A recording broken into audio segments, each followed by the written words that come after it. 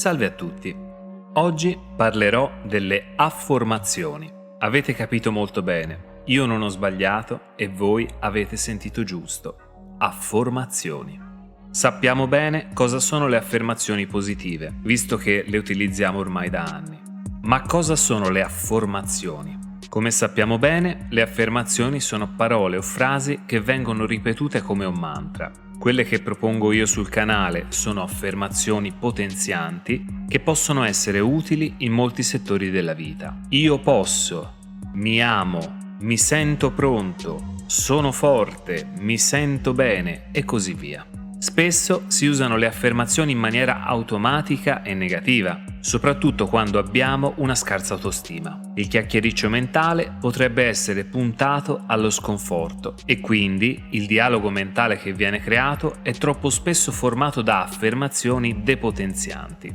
Non riesco, nessuno mi ama, faccio schifo, sono una nullità, non capisco nulla, eccetera, eccetera e così via. In pratica le affermazioni positive servono soprattutto a contrastare il chiacchiericcio negativo, creando con il tempo e con la costanza un sano dialogo con noi stessi. Per fare chiarezza, le affermazioni positive sono utilizzate da tutti i terapeuti mondiali, partendo dagli psicologi, psicoterapeuti, coach, counselor, praticanti di PNL, EFT, con risultati fantastici in tutto il mondo. Chiunque utilizzi le affermazioni positive trarrà dei benefici. Può essere del tutto normale se inizialmente ci saranno delle resistenze mentali. Dire io sono bello, quando per 20 anni ti sei magari ripetuto che fai schifo, creerà sicuramente un disagio, ma con la semplice costanza qualsiasi abitudine si può modificare, sia fisicamente che mentalmente.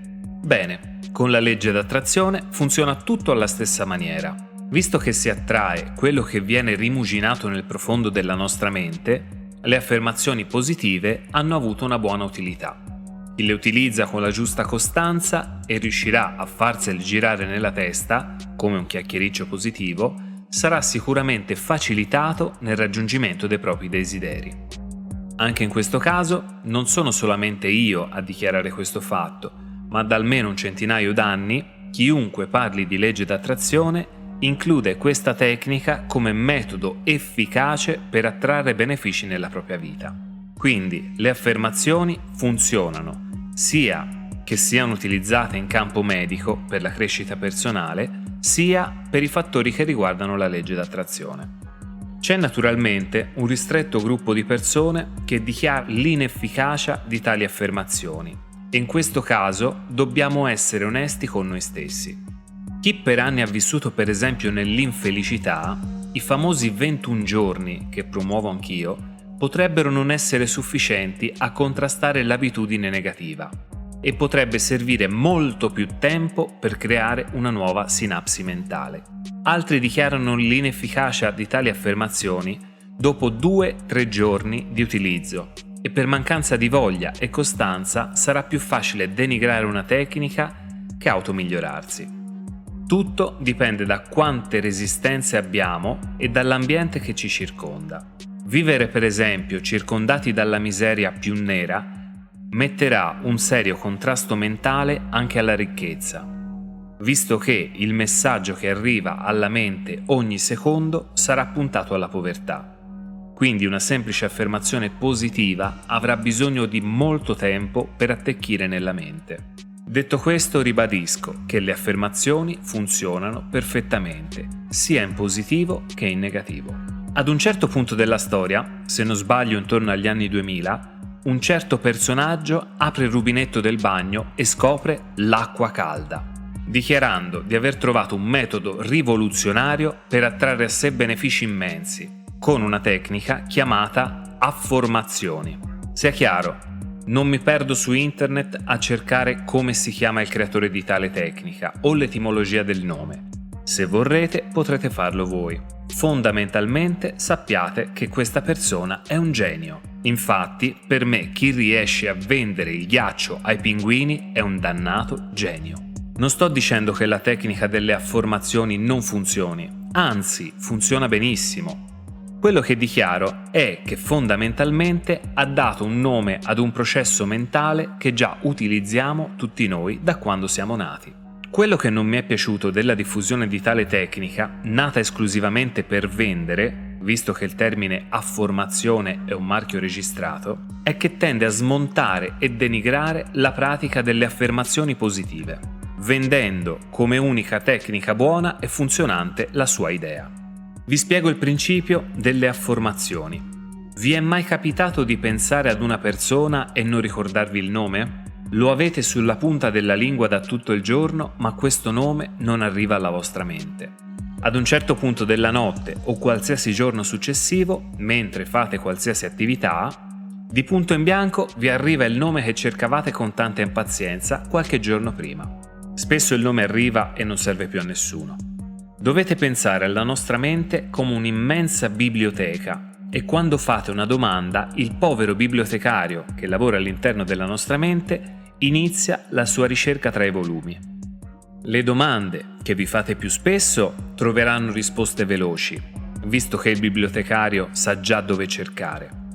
Mentre per le altre domande che non sono nella vostra routine quotidiana, il povero ricercatore potrebbe metterci un pochino più di tempo. La cosa veramente divertente è che appena ci sarà la risposta, il bibliotecario ve la comunicherà non tenendo conto di orari o attività. In pratica, il principio delle afformazioni si basa proprio sul farsi la domanda giusta per far automaticamente lavorare la mente a trovare la giusta risposta. Basterà farsi una domanda mentale su ciò che vogliamo attrarre e la mente inizierà il suo processo di ricerca. Perché sono così bello? Perché sono così ricco? Perché mi sento bene? La nostra mente inizierà a cercare risposte alle domande, così da ribattere più e più volte automaticamente la nostra affermazione nella testa. Secondo colui che ha firmato il nome della tecnica, tutti i nostri desideri si manifesteranno senza entrare mai in conflitto con le nostre vecchie credenze limitanti, visto che la domanda che ci facciamo non è un'affermazione diretta, ma un'affermazione nascosta sotto forma di domanda. Essendo stato fatto un quesito, il nostro bibliotecario interno inizierà a cercare eventuali risposte, senza però venire intralciato da convinzioni presenti nella nostra mente. Questa delle afformazioni è sicuramente un ottimo modo di pensare, visto che stimola la mente all'azione. L'esempio mi sembra lo stesso di quando una persona davanti a un oggetto troppo costoso pensa «non me lo posso permettere», chiudendo così ogni possibilità mentale e fisica, mentre un pensiero costruttivo potrebbe essere «come posso permettermelo?». In questo caso la mente inizierà a cercare la risposta al quesito posto. Le affermazioni nel tempo riscrivono nuovi processi mentali e questo è un fatto scientifico. Le afformazioni aggirano un problema, creando forse nuova consapevolezza. Per avvicinarmi alla chiusura di questo video, mi piacerebbe ribadire l'efficacia sia delle affermazioni positive, sia del modo costruttivo di pensiero delle afformazioni. Quello che però mi sento di ricordare a tutti è il fatto che senza la dovuta costanza nessuna tecnica potrà mai funzionare. Farsi una domanda in maniera corretta o affermare qualcosa non cambierà mai la nostra vita, a meno che non diventi una sana abitudine quotidiana. Fare delle domande costruttive dovrebbe essere alla base di ogni vita sana. Chiamatele come volete, afformazioni o semplicemente domande. Basta che il pensiero sia puntato a ciò che più desiderate. Buona vita a tutti.